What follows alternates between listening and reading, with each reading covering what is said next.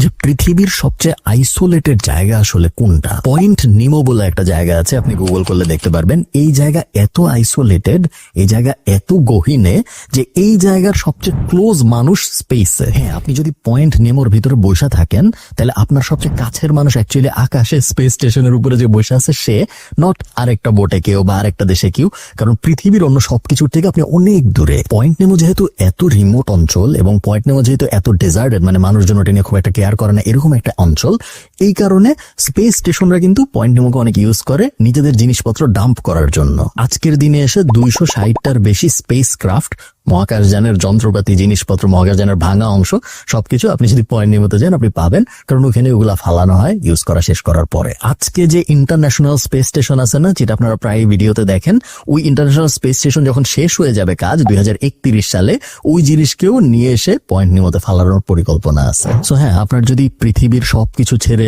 সবচেয়ে দুর্গম অঞ্চলে চলে যেতে ইচ্ছা করে, যেখানে আপনাকে কেউ কখনো খুঁজে পাবে না, পয়েন্ট নিমোতে আপনার যাওয়া উচিত।